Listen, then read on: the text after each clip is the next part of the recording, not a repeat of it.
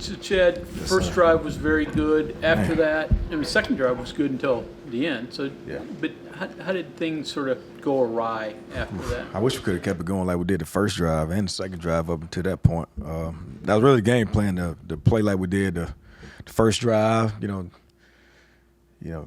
Take what they gave us and count on CJ and Jaheen to break tackles and make some guys miss and take a shot when we're supposed to and score in the red zone. That was the game plan. And got out, obviously we didn't make the play down there in the red zone, the second drive, which led into the missed field goal. And from that point, just kind of, it didn't go the way we planned.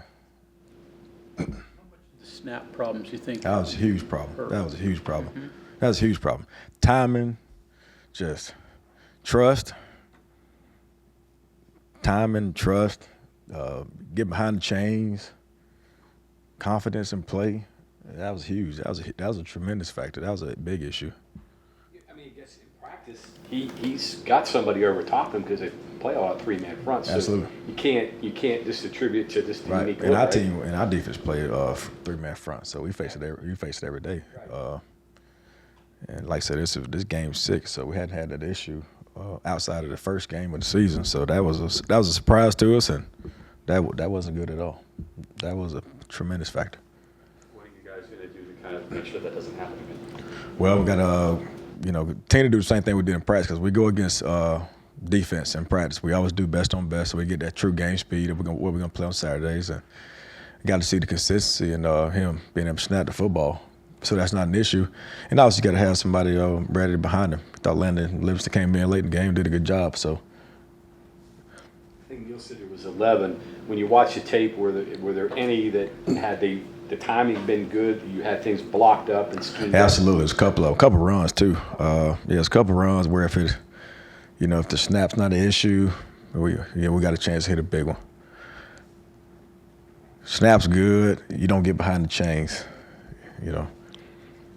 And so, absolutely. What changed from those first 2 drives? Was it something that Iowa State adjusted to? Was it just mistakes?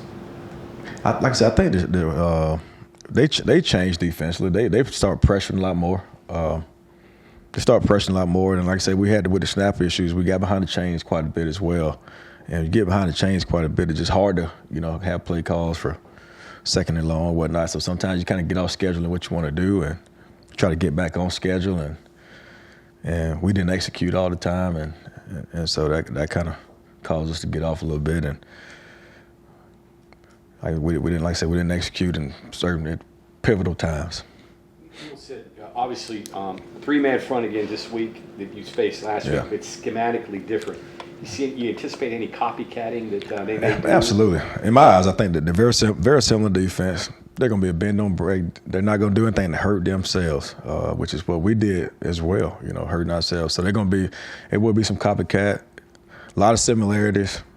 No reason to go into the game playing with a lot, do what we do, and, practice, minimal things versus various looks. So we don't have breakdowns and communication issues, whatnot. And that was the issue as well, to your question. Has some breakdown in communication that caused some issues with some of the things that they changed, which I didn't think was a big deal, but obviously it was a big deal and it hurt us. I was going to say, Nick had mentioned that some of the twisting caught him off guard a little bit. ID. Right. Yeah, the ID, like I said, the communication, the twisting they did, a couple of the things that were a little different. And so that's why going into this week, minimal what we're going to do and call game plan wise, so we got an opportunity to work various looks. Nick had also mentioned that, when you look back and looked at the errors, they're tweaks, they're little things. They're not like these big, huge mistakes where right. we'll just have to live with it. These are very eminently fixable. Right. How heartening is that's the scenario, that these are okay, we can just go in, tweak this, and we should be okay, rather than the opposite where it's we're just going to have to live with. Well, also kind of disheartening too because we got iPads on the sideline, so we was able to see some of those issues too. So we, some of them should have been, fixed, and right. So that's on there. That's on everybody too. With the iPads, was able to get it fixed and go out there and execute and get it done. So got to be better all the way around, players and coaches. Is it good that these are fixable things. Yeah, absolutely. They're fixed. But think about it, it's a self-awareness. Had the meeting today. You got to tell the truth Monday, and that's what we did today. And the guys got to see, and they saw it before coming in. So that's the biggest thing: be able to recognize it, own it, and then correct the mistakes and learn from it, and move forward, and don't make them same mistake again. Because like I say, we'll see the same defense for the most part this week. Problems with bringing the technology in on both sides, things not working right, the miscommunications, merging all of that. Yeah. Specifically on the iPads, are those working well? What are the benefits you Sometimes, think you're getting out of for the it? most part, early on, like typically, like for the last couple of games, the first drive, maybe they don't get certain couple plays, or maybe the end zone's missing, so it's hard to see kind of what they're doing. That's what happened on the first drive. Honestly, the entire end zone was missing. So sometimes you get those issues. You have few possessions like you do this last game. More pressure on an offense to take advantage of every down you Absolutely. You get. got valuable possessions. And that's where the little things come in. We talk about it all the time. The little things make the big things happen. Just be patient. Just do your job. Win every play. And how you win every play, just simply do your job every play. When you're one-on-one, counter your teammate next to you, do the little thing to make the big things happen. Coaches do a great job making sure the right guys, I say the right guys, most productive guys, the guys that's supposed to be on the field, are on the field. So guys don't feel like they got to go out there and make all the plays, But you got to value your possession. At the end of the play now, it's got to be a touchdown. When you study Kansas State, what's the best thing they do defensively? Be where they're supposed to be. Man, when I say be where they're supposed to be, they don't, do anything to hurt themselves. If they're responsible for it, they see a B gap, they're going to be in the B and C gap. And they're supposed to blitz, they're going to blitz. They're supposed to keep contained, they're going to keep contained. They're not going to get greedy and try to make that play that's not their play. So they're going to be where they're supposed to be. And so it's going to come down to a very similar thing I told the offense last week. It's going to be a matter of who's going to be the most disciplined to do the most fundamental things over and over and over again, play by play. And not get impatient, go rogue, and do your own thing, or try to create something that you did not do on Tuesday and Wednesday work day within a week. Traylon brought up challenge for college teams to do that over and over, not make a mistake, which they're playing for. It is, so because in a game everybody. like this, do you kind of have to get one or two explosive plays? Well, that's when so you do the little things and put yourself in position to get to that one-on-one to create that explosive play. Like, for example, when Jaheim's one-on-one with their safeties, and to get to that one-on-one situation, he has to do little things to do it, which he did the other day, and he won his one-on-ones. It's when the receivers do the little things to get off of press coverage, to get in space down the field where they one-on-one, and to create that explosive, they got to now be spectacular and make that one-on-one. But to even get to that point, they got to do the little things to put themselves in that position to get to that ideal one-on-one situation.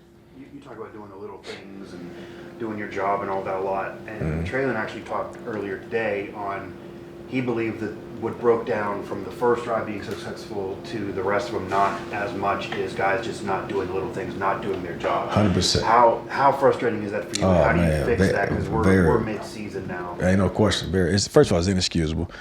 And that's why you see a guy like Traylon Davis. Now, no knock on Traylon Davis, but he got to be one of the slowest guys. But the last 2 weeks, he's got an explosive player. And how does he do that? He is doing the littlest thing right to get in the ideal situation that the little thing will put him in to do that. And so the guys with all this talent and all the speed got to continue to do little things as well. And if they can, we got to get them off the football field because it's hurting us.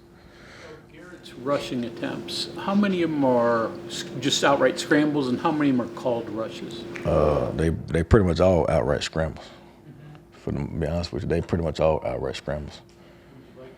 Call more pure running plays for him, or do you think you're doing enough there? Nah, he's doing enough doing that. He's doing enough doing that. Plus, we don't want to get a hit all the time. He's doing enough scrambling, so we don't have to put in a lot of call runs for him. Plus, some of these call runs, we probably use Nico for some of these call runs, give some opportunities to get in the game as well.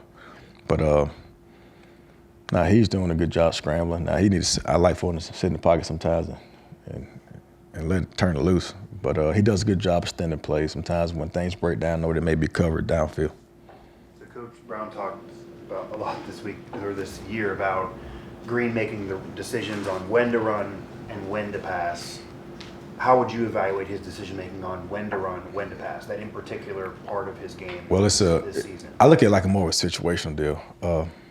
Obviously, it's a lot of times he extends plays and helps us out immensely and keeps us in a situation where it keeps us within the drive, keeps the drive alive, keeps us in a game.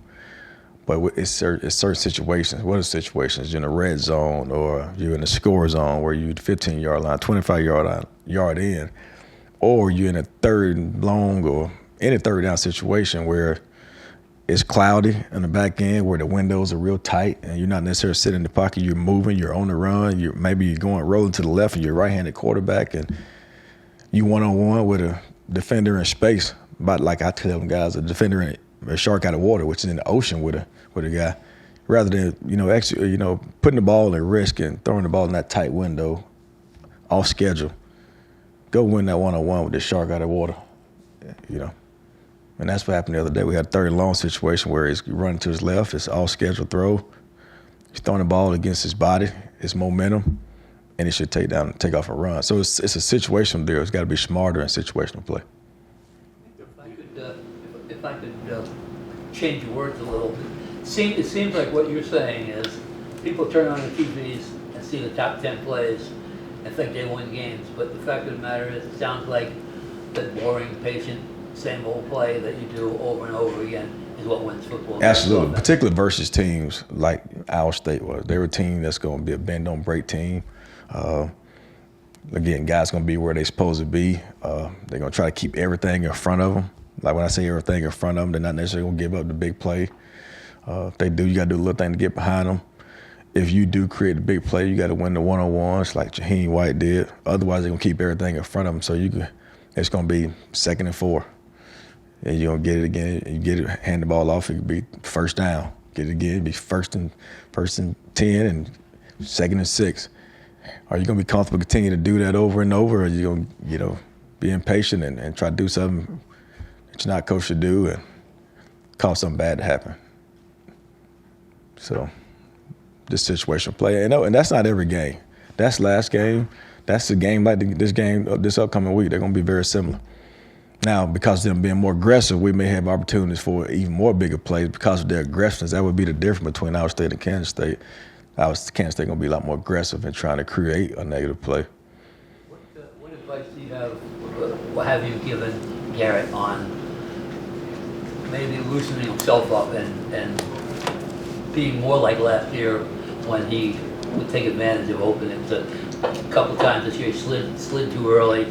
He had an open field ahead of him and didn't run. It seems like that's important. Right. Well, one thing I did today in the meeting, Wyatt Milam, when he practices, he doesn't practice to have success versus anybody on our defense, or whether that's, our primary defense or our scout team defense. He works on things to beat the team that he's going to play. So the defensive end that he's going to face on Saturday, the moves that he uses, the way that he attacks his defender in practice, he treats that guy as if it's a guy on Saturday. And I pointed out some clips today where he did that in practice, he did it in the game. So similar to Garrett, like when we playing against the guys on our defense or scout team, he got to work on the things that he's going to do to help himself have success versus Kansas State defense, not against our defense.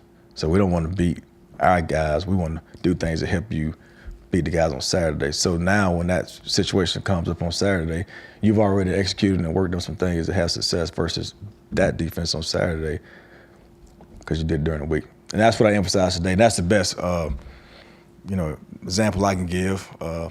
Because sometimes, we obviously go against scout team defense every day, and those guys try their best to, simulate what we're going to see on Saturday, but they're obviously not that particular individual. So when we watch film and they see how those guys are going to play, we've got to do things that help him win on Saturday versus our guys, but not to beat our particular guys, if that makes sense.